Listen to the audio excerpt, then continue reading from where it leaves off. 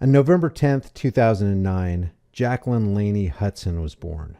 Just a month after her 13th birthday on December 30th, 2022 at 10:25 p.m., she would breathe her last in the crosswalk of a street in Huntington, West Virginia. Incidentally, this tragedy happened one day before 42-year-old Officer David Cothran from the Adis Police Department in Louisiana ran a red light and struck and killed 17-year-old Maggie Dunn and 16-year-old Carolyn Gill while pursuing a suspect at a ridiculously high speed through a busy intersection. For more on that story, click the tag in the upper right-hand corner of the screen so you can watch it later. Nothing like this should happen, but it does. Children should be able to grow up, have friends, become adults, know love, have a family, and live a life of freedom in the land of the free, home of the brave. But Laney's life was cut short. The twisted irony of the story of this short life is that Laney is no longer with us because of the reckless actions of a man who swore to protect and serve Laney and everyone else in her community. Laney will forever be 13 because off-duty Cabell County Sheriff's Deputy Jeffrey Racer, driving north on 31st Street in a marked cruiser with an unidentified woman in the passenger seat, according to witnesses on the scene, struck her in a crosswalk near 5th Avenue in Huntington, West Virginia. Neither the media nor the sheriff's office nor the state police, by the way, are commenting on this unidentified woman sitting in a police cruiser during the accident. Seems she would be a likely material witness, but nobody's even acknowledging she was there. The Cabell County Sheriff Chuck Zirkle told media outlets that they will, of course, conduct an internal investigation regarding possible policy violations in connection with the death, but we all know that just means that they'll investigate themselves to determine if there was any wrongdoing on the part of their employee, and they'll get back with us. Jeffrey Racer, the deputy involved in the accident who hasn't been charged, was administered 2 breathalyzer tests on the scene and then taken to the West Virginia State Police Field Office for further testing. Investigators say that his blood alcohol test level read 0. He was given not only breath tests, which indicated he had not been drinking, he was also given field sobriety tests by a certified drug recognition expert, one of our troopers that's taken extensive training, and it ruled out any kind of impairment whatsoever. Sheriff Zirkle said the West Virginia State Police troopers will continue to conduct the crash investigation and reconstruction. He also said the cruiser involved would be kept in isolation, and state police say the black box will be pulled from the cruiser involved to determine if speed was a factor. By the way, according to reports, no dash cams were activated and no traffic cameras were working at that time. Probably just a coincidence. Sheriff Zirkle added that a letter was submitted to the West Virginia Sheriff's Association, and the Kanawha County Sheriff's Office was selected to do the internal investigation. So the Fraternal Order of Police will investigate their buddies who also belong to the Fraternal Order of Police.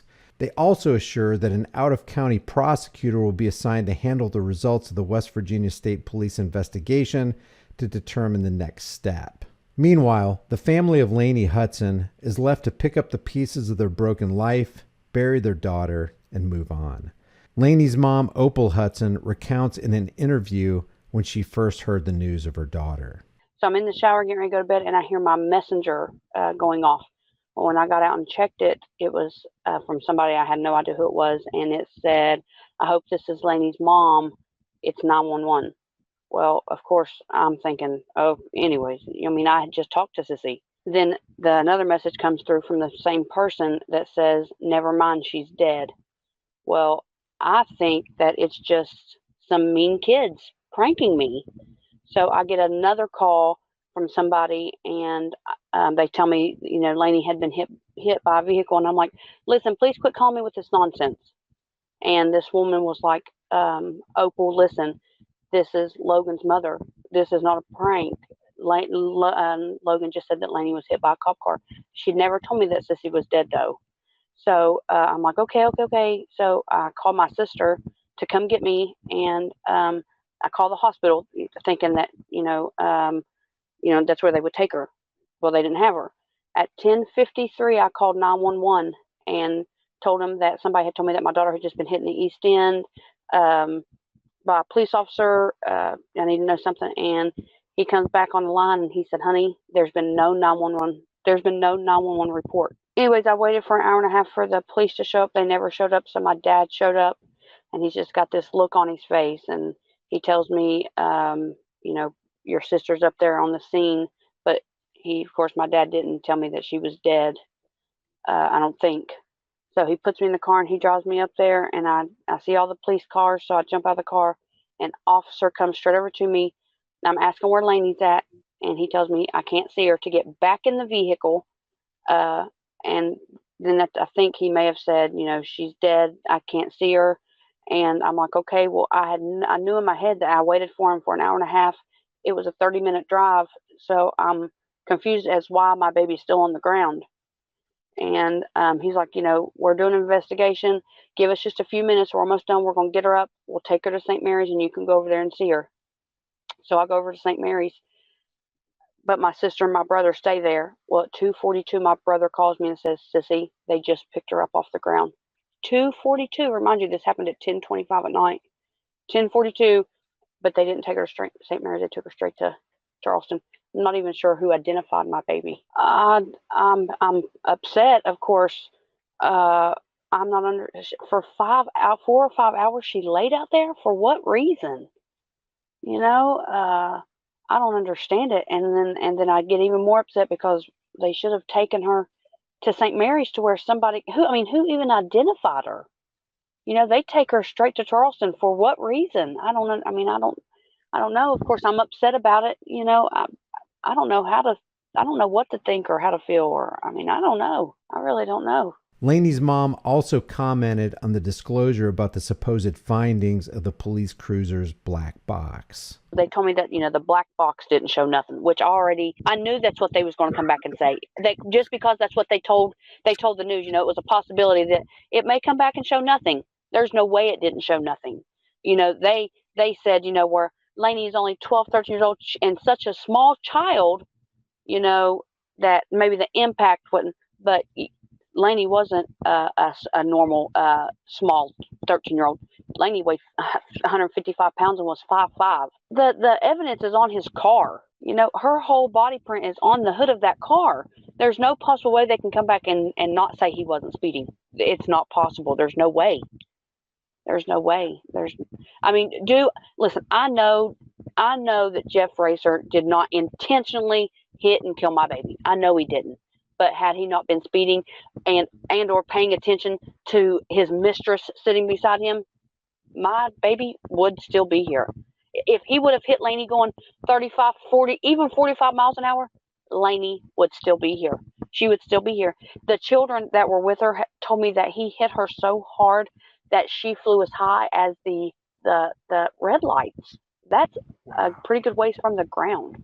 The funeral home, which I thank God, I didn't want to have an open casket for Lainey, just because I know that I mentally couldn't handle walking in a funeral home and seeing her lay in the casket. But when the coroner or the funeral guy called me to tell me about Lainey, told me that we couldn't have an open casket because Sissy's face would have to be reconstructed. That don't happen going at 35 miles an hour. That stuff just don't happen. That don't happen. And my baby would be here. I know she would be here. She would be here. She would be here. The kids that were with me told me that when Lainey started across the street, that the headlights was up on the eighth, it was a good ways from Lainey, a good ways. And said that she didn't even make it 2 or 3 seconds, and he was on her. Said they didn't even get out run Lainey. Opal Hudson also commented on eyewitness accounts of Deputy Jeff Racer's actions immediately after the fatality. And then for him to get out of the police car and not even go check on her, and the neighbors that come out to try to help her, he's yelling, "Don't fucking touch her, don't fucking touch her." One of the neighbors said when she heard the initial hit that she was expecting to come out and find a 2 or 3 car pile up. And when she come out, of course, she sees a baby laying on the ground. She said her mother instincts kick in, and she goes to run to Lainey, and he starts hollering, "Don't touch her, don't touch her." He does, however, go over to the kids that are standing on the side of the road, which were with Lainey, and they're asking him, "Are you a police officer?" He tells them no. And then they say, "Aren't you in that police car?" He again tells them no. And for him not to even have enough respect to even try to say sorry. Look, I fucked up. I didn't. I know he didn't intentionally hit that baby. I know he didn't. But his carelessness caused her to die. And for him not to even say sorry to anybody, not to even care, to be out going to the Cleveland Browns game with his girlfriend. It's just sad. It's just sad. It's just sad. Opal Hudson also recounts a strange interaction she had with Sheriff Zirkle, which she says was recorded by a friend. We rallied at the courthouse, and I asked to speak to him, and he comes downstairs. Remind you, I have somebody with me recording this conversation. He walks in the door, and he says, "Can I help you, ma'am?" And I said, "I'm just wondering why no law enforcement has reached out to me even when my daughter passed away." He has this smirk on his face, says, "Well, I don't know, ma'am. You have to ask the state police that." I said, "Listen, the state police didn't kill my daughter. You guys did." And my person that was with me, she was like, "Did you just laugh at her?" He's like, "No, I didn't laugh at her." She was like, "Would you like to see it? Because you're on recording." So then he gets upset, and I'm like, I say something about Jeff being paid.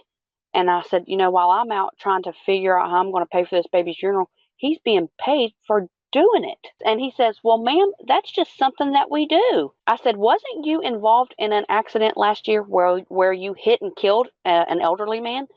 "Yes, ma'am, I was, but he pulled out in front of me." "Of course he did. Of course you T-boned him, but okay, we'll say he pulled out in front of you." So then he looks at me and asks me if I even had Lainey, and I'm like, "What? Why would you ask me that?" "Yes, I have Lainey. What do you mean?" So, anyways, I'm upset by this time, and I'm acting a little bit silly, and so my brother's trying to get me out of the office. And before I leave, he pats me on the arm and says, "Ma'am, I hope you never experience a tragic accident." Many are left with the impression that there are some shady things going on with this incident, and the ongoing so-called investigation or cover-up, whichever one you prefer, is something that the public probably needs to continue to press the issue on. Lainey's aunt set up this GoFundMe page to help with the funeral costs. I'll leave that in the description and in the pinned comment. Leave your thoughts about this for the world and the global thought police in the comment section below. If you haven't done so already, subscribe to this channel, hit the bell notification icon, give it a thumbs up, share it with everybody you know, and I'll see you in the next video.